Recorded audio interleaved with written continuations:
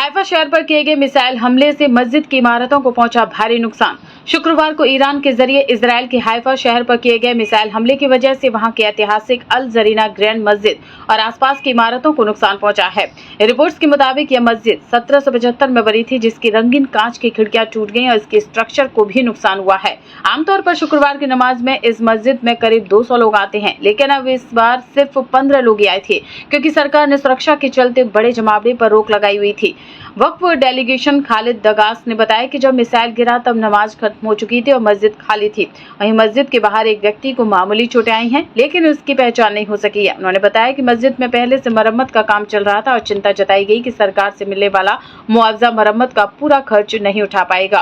वहीं राष्ट्रपति इसहाक हर्जोग ने इस हमले की कड़ी निंदा करते हुए कहा कि ईरान इजराइल के सभी धर्मों के लोगों को मारना चाहता है, मुसलमानों को भी। उन्होंने कहा कि हम सभी इजरायली नागरिकों की रक्षा करेंगे, चाहे उनका धर्म कुछ भी हो। उन्होंने हाइफा को सभी धर्मों के शांतिपूर्ण से अस्तित्व के प्रतीक बताया है। इजराइल डिफेंस फोर्स ने बताया कि ईरान की एक और मिसाइल ने दक्षिणी इजराइल के बीयर शेवा शहर में डे केयर सेंटर पर भी निशाना बनाया। सौभाग्य से उस समय वहां कोई बच्चा या स्टाफ मौजूद नहीं था, क्योंकि हमला शुक्रवार दोपहर हुआ जब केंद्र बंद था। हालांकि क्लासरूम और बच्चों के खेलने की जगह पूरी तरह तबाह हो गई है, जिससे कई परिवारों की रोजमर्रा की जिंदगी पर असर पड़ा है।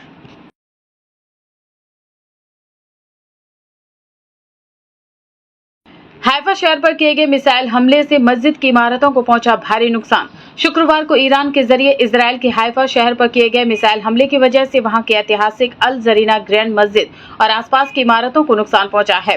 रिपोर्ट्स के मुताबिक यह मस्जिद 1775 में बनी थी, जिसकी रंगीन कांच की खिड़कियां टूट गई और इसके स्ट्रक्चर को भी नुकसान हुआ है। आमतौर पर शुक्रवार की नमाज में इस मस्जिद में करीब 200 लोग आते हैं, लेकिन अब इस बार सिर्फ 15 लोग आए थे, क्योंकि सरकार ने सुरक्षा के चलते बड़े जमावड़े पर रोक लगाई हुई थी।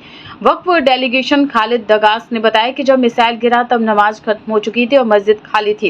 वहीं मस्जिद के बाहर एक व्यक्ति को मामूली चोटें आई हैं, लेकिन उसकी पहचान नहीं हो सकी है। उन्होंने बताया कि मस्जिद में पहले से मरम्मत का काम चल रहा था और चिंता जताई गई कि सरकार से मिलने वाला मुआवजा मरम्मत का पूरा खर्च नहीं उठा पाएगा। वहीं राष्ट्रपति इसहाक हर्जोग ने इस हमले की कड़ी निंदा करते हुए कहा कि ईरान इजराइल के सभी धर्मों के लोगों को मारना चाहता है, मुसलमानों को भी। उन्होंने कहा कि हम सभी इजरायली नागरिकों की रक्षा करेंगे, चाहे उनका धर्म कुछ भी हो। उन्होंने हाइफा को सभी धर्मों के शांतिपूर्ण से अस्तित्व के प्रतीक बताया है। इजराइल डिफेंस फोर्स ने बताया कि ईरान की एक और मिसाइल ने दक्षिणी इजराइल के बीयर शेवा शहर में डे केयर सेंटर पर भी निशाना बनाया।